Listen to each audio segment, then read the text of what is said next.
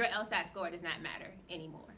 Like good or bad, ugly, indifferent, it does not matter. I don't care how good you did, how bad you did. It does not matter. It got you into law school. That's it. This point forward, it's about how hard you work. First Bible was literally fill in the blanks for any question that Johnson could have thrown at us, and it worked. But it worked because I created it, and it took me a long, long time to create that. So I mentioned that because your LSAT score doesn't matter. Creating a torts Bible matters. Creating a contracts outline. My contracts outline at the top said it's a serious matter.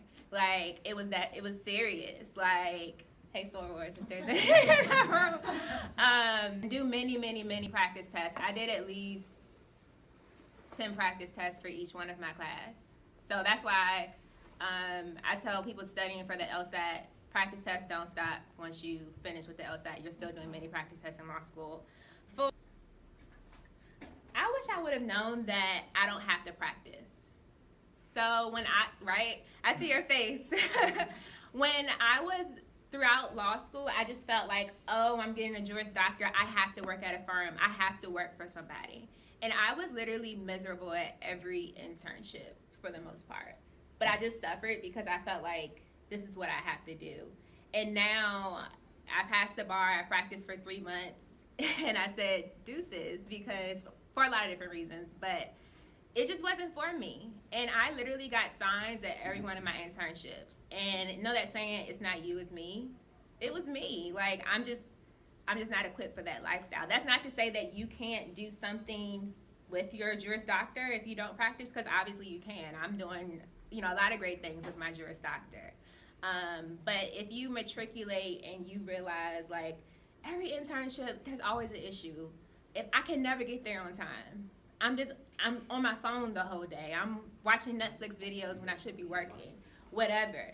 Maybe this practicing is just not for you, and you can do many other things. You can be a politician. You can start a nonprofit. You could do law school admissions like I do. I mean, there's so many other things that you can do if you're Juris Doctor. It's great to draft contracts for businesses you might want to open or whatever. But I really wish someone would have been like, maybe practicing isn't for you. So save. So I had to get a $10,000 loan right after graduating law school. Thanks to my husband here who co-signed for me, I was able to. He was my fiance at the time, so maybe he was trying to get some brownie points. I don't know. But I couldn't pay my bills. I had spent up all my, money I had during law school. But, I mean, for those months you're studying, you obviously aren't working while you're studying for the bar. So for my 2Ls and 3Ls, really start thinking about that now. And Sally Mae doesn't do the same repayment plans that the federal government does. So, like, with federal government, you can do repayments based on your income. Sally Mae is like, we don't do that here. You have to pay the minimum, and that's just what it is. So I had to learn that the hard way. Bar courses. So everyone wants to know, should I do bar courses or not? Ebony and I did total opposite. We both passed the bar on the first try. Ebony, because she's just a great overachiever, she took every bar prep course she could. Me, I wanted the most smoothest 3L year I could have. I wanted to enjoy it. I wanted to practice, with internships, etc. So I maybe took one bar course during my third year. Instead, I did 3 different internships my third year of law school.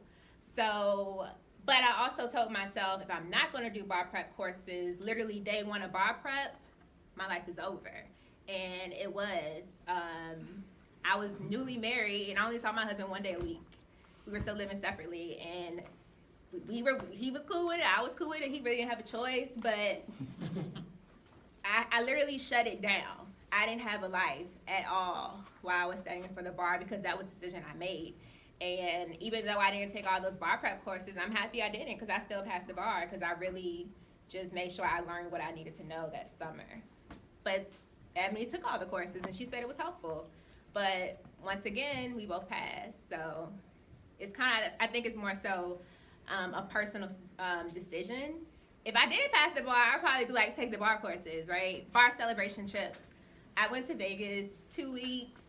after passing the bar, well, not passing the bar, after taking the bar, and it was the best trip ever. But just a quick piece of advice about that. One of my classmates, well, she transferred, but she was the one that with us. She literally had a flight to Vegas the night after the bar, like the second day. Her flight was that night. She missed her flight. And she was low-key stressed during the bar exam because she was thinking about her flight right after. So don't do that. If you want to take a trip afterward, you deserve it. But at least the weekend after, or at least 2-3 days afterwards. Network. She kind of spoke on that. I sent many blind emails. I had a lot of internships, even though I wasn't happy at them all. I had a lot of internships, and it wasn't because someone was just calling me because they saw my resume.